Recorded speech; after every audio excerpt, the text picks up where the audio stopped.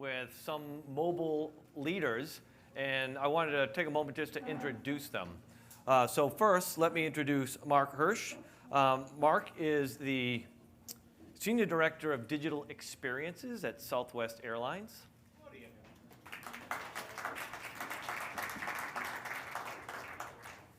Matt Duarte, who is the Vice President of Strategy and Business Development at Yankee Entertainment Sports Network, or YES.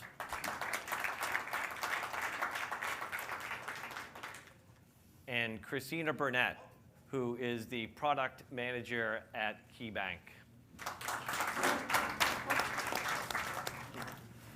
So.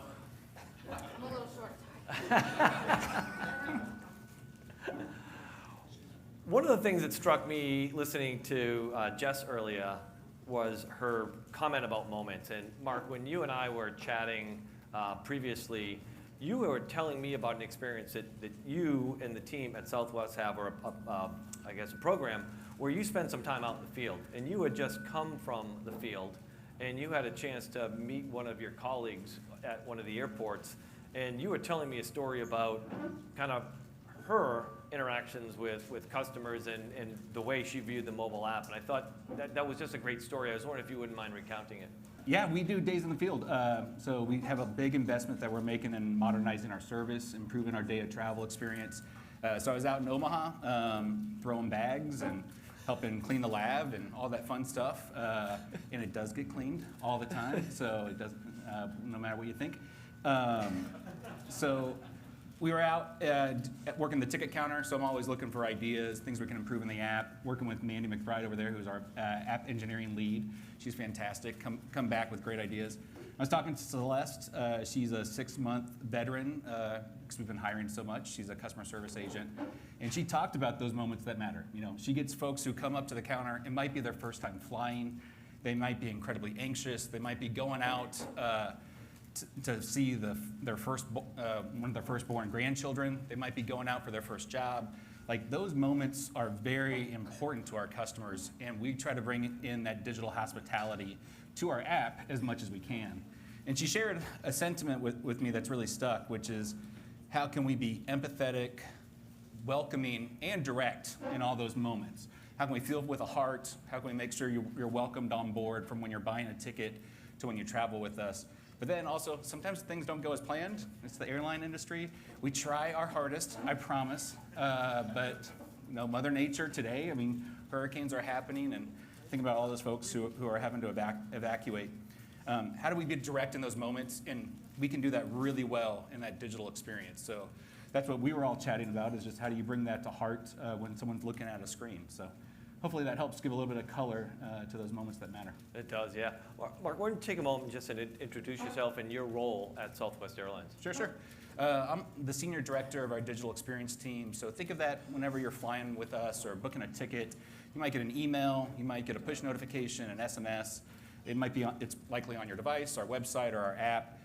We have over 2 billion visits a year to our experiences. Our digital experiences are more than 80% of our revenue, which pre-COVID was about 20 billion a year, and it's coming right back this year, which is fantastic.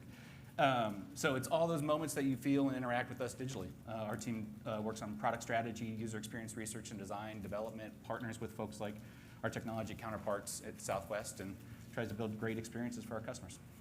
Great, thank you. Matt, would you mind introducing yourself and your role at YES?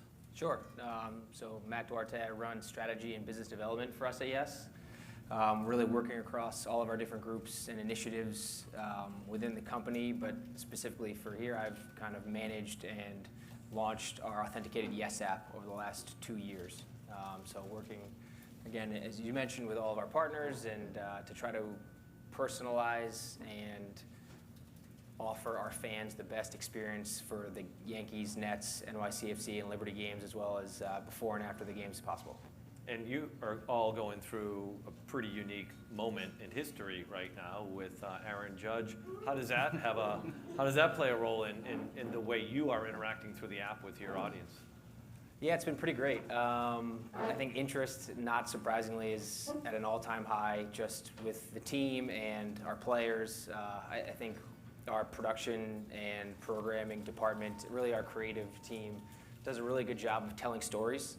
That's kind of one thing that they've preached since I've been there is how do you focus on and use the star power and the teams and the brands that we have to tell stories to our fans to allow them to be interested all the time, every day, and continue coming back. And this was a story that really fell in our lap in a way that is pretty remarkable. For Aaron Judge is chasing the team and American League home run record for everyone in the room. And we've seen incredible engagement and really just challenged ourselves to think about different ways to offer our app and linear experience to as many different people as possible to allow them to capture that moment when it happens. It's been a little longer than we anticipated. You'll probably see if you have the app that every at-bat over the last 8 to 10 days, we have sent a notification to kind of allow people to say, Aaron Judge is up next, don't miss it. Capture this moment, watch it now, and here's where his home runs are, and here's what he's, how many away he is from the record, which currently is 1. So we've seen and done a lot of different things. We actually have a free-to-play game on the app, which again we send notifications to try to drive that engagement down the funnel of our registered users, where people can answer 5 questions and guess the different answers around the distance of the home run he hits, how many people will be on base, to try to, and the winner, if you get all the questions right, we are giving away $62,000 for 62 home runs. So just like small things like that to really drive engagement and interest and really capture the moment and capture the story to our fan base, who is rabid, to say the least. I want to come back to that in a few minutes because I love the approach that you're taking with it.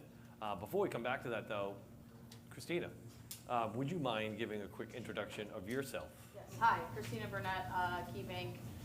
The team that I sit on, digital product management for intelligent interactions, and what that means is basically we message all of our current clients within the authenticated space. So once you log into your bank accounts, any type of communication you get through tiles, interstitials, push notifications, modals, that's all us. So yeah, basically people who are already our clients is who we're talking to. But it's fascinating to me because people have this interesting relationship with their banks, right? And in many cases, you know, there's an arm's length relationship. In many cases, there's a very deep personal relationship. But you have a limit in some of your ability to message and communicate with your audience through some of the other channels that are a bit more prone to phishing or smishing attempts or spoofing that are out there. How does the mobile apps, what is the primary objective of the mobile app in your world, and how do you leverage it to deepen those relationships? Yeah, so I mean, banking has changed a lot since its inception. You know, we are primarily a relationship bank. You know, people are used to going into the bank and talking to the teller. It's the same person that's been there for 30 years, and they feel comfortable and they feel secure. And part of the app is trying to still leverage that security and let people feel like they're in a secure space, they're in an authenticated space, and you know, there's a lot of fraud going on. So you know, trying to get people to opt into push notifications and let them know that it's more secure, and letting people know about different scams that are happening. I mean, they happen quickly. So yeah. We've got the smishing that has just recently come up and been really prevalent. So we're trying to message in the authenticated space about that as well without scaring people. You know, you don't want to log into your app and see fraud, like that's a little scary. So trying to be authentic with them and direct, like you said, Mark. Yeah, it's a little tricky balance there. Yeah. And at the end of the day, people still want to go in the branch, and they still want to, you know, talk to a person. So. Matt, coming back to you, the question I have is, if you can maybe talk a little bit about the primary objective of the app, which there may not be a single one. But then I want to maybe play off a little bit some of the contests that you were having. So maybe you could share, like, when you created the app, which is relatively new, what was the objective you had for it, and is that still the same objective?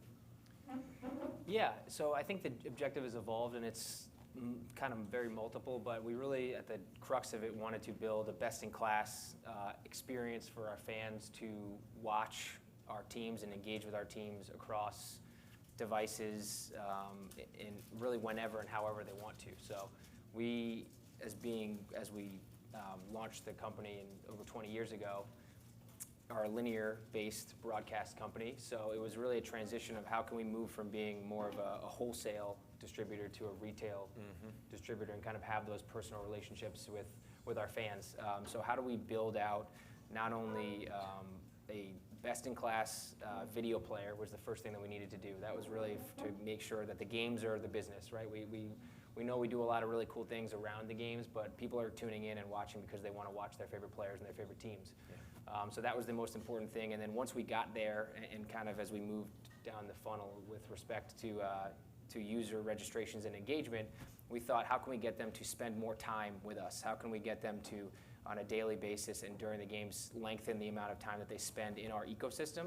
So we started introducing pretty deliberately every couple months new features and functionality around gamification. So we have a pre-game, free-to-play game before every Yankees and Nets game where you can answer questions and potentially win a jackpot prize. We actually, a few months ago, we're the first in-game free-to-play game where you can actually make predictions live overlaid on the actual stream, which is pretty cool, and we continue to do that as well. We have a watch party functionality where you can watch with your friends, and regardless of what device or platform you're on, it actually syncs the game back and forth with you, so you're watching at the same speed at the same time to be able to engage that community aspect of sports, which is really what sports are about, is that team identity and really being a fan of those players. So our CEO likes to call it the arcade, where you can kind of really, the crux of it is however you want to watch a game, whether you just want to sit, watch the video and not do anything, or if you want to watch with a friend, if you wanted to we have a live stats overlay, which is very in-depth, where you can look at different matchups of different players that they've had in the past, and really kind of geek out that way, which I love to do also, and you see over the course of the game. So it really is about allowing and facilitating a personalized experience for as many of our fans as they can, and really utilizing a lot of our partners where we're asking them who's their favorite players, who's their favorite teams, how can we identify and introduce to you better and more direct content that you might be interested in. We've been able to kind of build that out. And I guess the last part I'll mention really quickly is just it gives us unlimited inventory.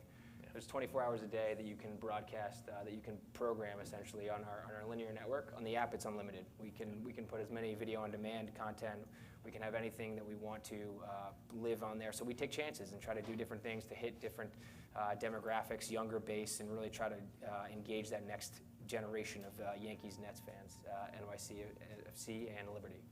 I love the gamification piece that you're using in your engagement and trying to extend that in-app time, that consumption, and of course all that leads to more consumption of content. Yep, definitely.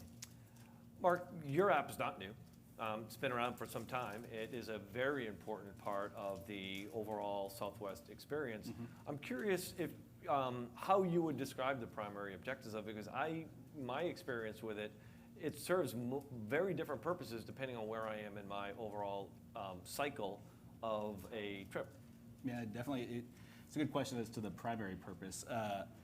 For us, we want to make sure that the app experience helps you as you travel and then makes you want to travel again. So that we bring that digital hospitality to the forefront of that experience. So, making check-in as straightforward as possible. And then we've also been making a significant investment in self-service capabilities. So we were talking earlier around those micro moments, getting down to very particular segments of customers that for whatever reason we may have not automated an experience yet. So adding self-service, so right now we're in testing and production, and half our customer base are actually seeing in the app and on our desktop website the ability for you to add your lap child while you book, so you don't have to take an extra step at the airport or you don't have to call us. And we have a litany of those things that we want to do so we can help enable and empower customers in more of those moments that really matter, even at a very granular level, even down to the point of revising air messages.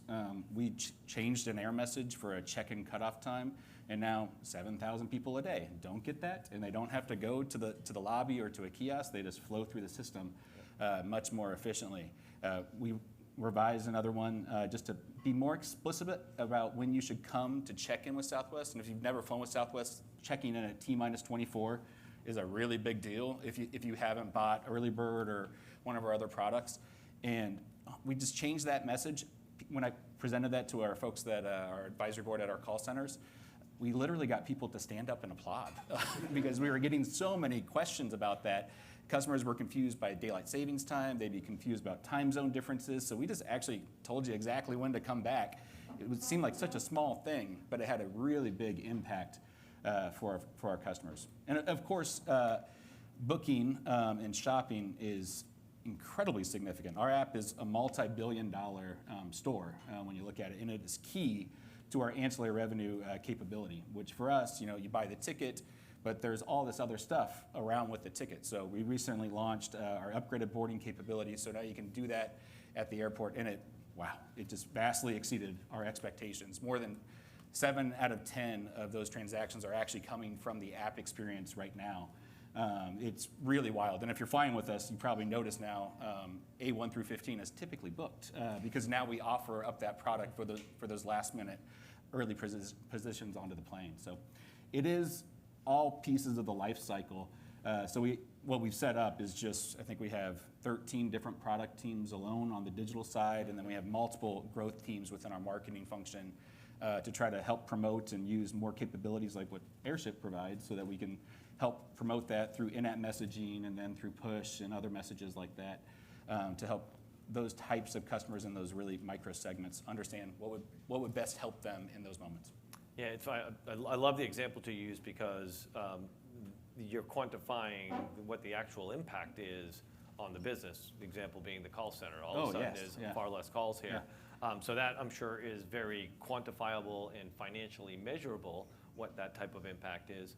As you think about the app itself, though, what are the measurements that you're looking at on a more, I guess, leading indicator basis around either the health or the success of the app? Are there particular things that you look at, either in the activation phase or the engagement phase, that give you a sense for the health of the app experience that you're looking to create? Yep, I just got out of a KPI review meeting just earlier, and we monitor all those things like hawks in terms of what type of customers are we acquiring, is it easy for them to get through the workflows, and I'm so sorry there are so many fields when you want to enroll in a Rapid Reward account. We're working on that to try to pull that down because we want to increase that conversion rate and reduce some friction. But each product team has their own individual set of KPIs, but the one that in my role at the team, the one that even I listen to is mostly what our customers are saying. So I have from the iOS App Store we're incredibly iOS heavy. More than 8 out of 10 people are using an iOS device when they travel with us, which is very different than global trends. Just depends on the segmentation.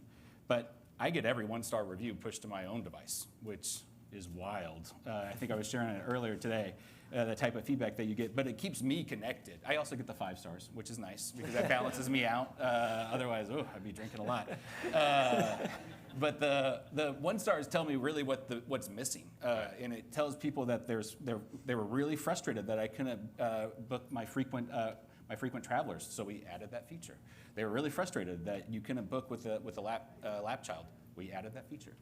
So just staying close to that, even with all the metrics, millions of dollars of monitoring, all that good stuff. I mean, there are people in a room right now watching a screen of graphs to make sure everything is top notch because there's an AWS outage happening as we all speak in one of the regions. And I'm on a thread with that as we're getting updated as well, which is fun. I turned off my phone for this one just to be nice. And everything is good. Don't worry.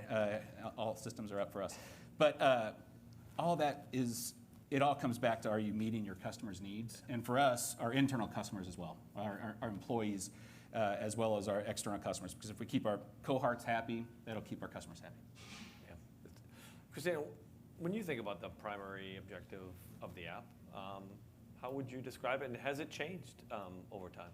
Yeah, I mean, like I said before, you go from physical banking in a branch and writing checks to being able to deposit your check in a mobile deposit. It's not changing, but it's the way we're doing things is changing. We're trying to digitize, and then we're just coming out of a pandemic here, and everything is digital. We want to be digital. We don't want to have to go in the branch, and it depends on the segment too, as well. Like, older people who have a relationship with their teller, they want to go to the branch. Gen Z, like I know Jesse was talking about earlier, they don't want nothing to do with that. And we're competing with apps like, that are app only and don't have branches. So we have to offer all these digital features. And we look at our customer reviews as well, and we have a feedback loop that I'm constantly checking every day. I get emails when something's broken, and when there's new features that they want. They've been yelling at us about, they want transfer memos. They want to be able to write what the transfer's for. Simple thing, we got it in there, we're getting it in there. Yeah, so it hasn't changed the purpose, but how we're doing it has changed for sure. So collecting information about the moments that aren't working. Yes. Matt, for you, when you're relatively younger app in terms of age or tenure or presence, when you think about the mobile app lifecycle, acquisition, activation, engagement, loyalty, you're certainly doing some great things in engagement, and you've got taking advantage of kind of a current event for that. But when you think about the lifecycle, are there parts of it that you and your colleagues at Yes are most focused on? Yes, I think it changes throughout the course of the year with us. It really is tied towards our team seasons. So I think in the lead up right now is kind of an interesting piece because we're trying to engage our Yankees fans as there's only 10 days left in their regular season, and really, because of the unique circumstances around Aaron Judge, attract new people who just want to be here to watch the moment. But usually as you kind of progress towards the beginning through the end of the season, you're really pushing more towards engagement. But at the same time, we have the Brooklyn Nets, and the basketball season is just starting, so we're kind of pivoting at the same time through attracting new users who are coming back to watch basketball, who have really, a lot of them are Yankees fans, but some of them aren't, and we're trying to make sure that we're tailoring and creating awareness and educating the new features and things that we've rolled out over the last few months to those fans as well. So it really evolves. We kind of have like tent poles of Nets season start, NBA All-Star break, Yankees season start, MLB All-Star break, and really those are the four really tentpole times of year where we try to do our product introductions and really kind of gauge where in the life cycle, to your point, that we are. But it does kind of ebb and flow throughout the year. Yeah, so with a basketball season starting and a playoff run coming, you guys are going to be pulling double duty, it sounds like. Yeah. Sounds Which we hope happens every year. I'm sure, let's hope it does, right? Yeah.